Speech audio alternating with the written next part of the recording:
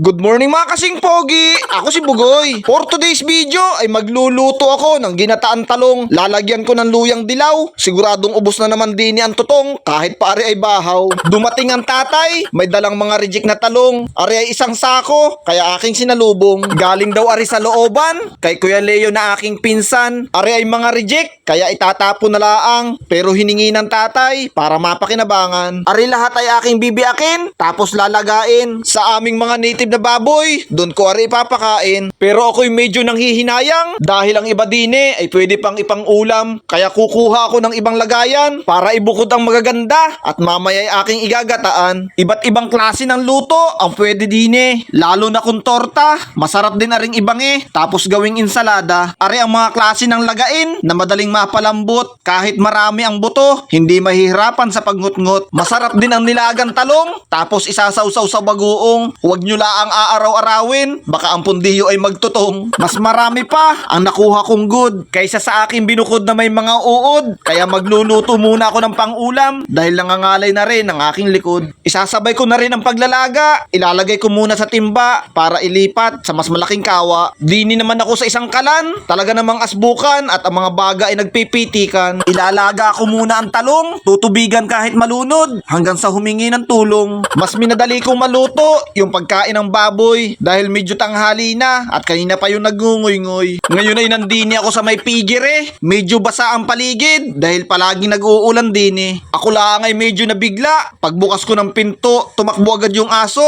at ako'y muntik ng tamaan sa mukha. Ari ay sanay na sanay. Laging sumasakay dahil gustong sumama sa bahay. Hindi naman maaari dahil dini sa pigire, ikaw ang bantay. Garni ngayon ang aming ipinapakain. Nilagang talong na sinasamahan ng darak para sa aming bulugan at dalawang inahin. Hindi ari pihikan dahil ari ay mga native. Hinahalo ko laang dahil nilagyan ko ng tubig. Ari yung mga dating may ilap na lagi nakakaalpas. Pinapakain ko ng masasarap. Ngayon ay ayaw nang lumabas. Ganun laang kadali. Kaya ako'y uuwi na dahil yung niluluto kong talong siguradong labog na. Naghuhugas din naman ako ng kamay. Hindi na laang naipakita. Ngayon ay aahunin ko are para aking maiga. Bubunot din ako ng luyang dilaw para mas katakam-takam kahit sabaw. Ang nabunot ko'y nawala ng laman, kaya kukuha ko ng itak para hukayin ang mga naiwan. Hinugasan ko laang para maalis ang putik bago balatan. Ari ang pangunahing kasali, luyang dilaw, sibuyas gata at kaunting sili. Ari naman ay simple laang napadali, pero kung wala kang idea, aba ay mahirap din are. Aring lahat ay pagsasamahin ko na, dun din naman pupunta. Wala nang palalambutin, kailangan na lang ay timpla. Nailagay ko na ang gata, habang kumukulo ari hahaluin ko bago maglagay ng suka. Titikman ko muna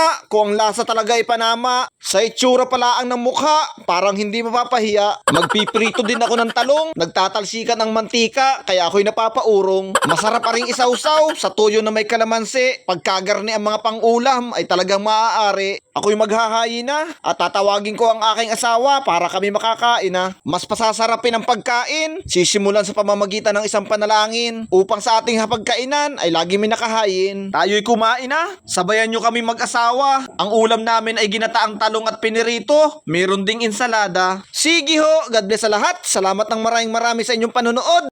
Paalam!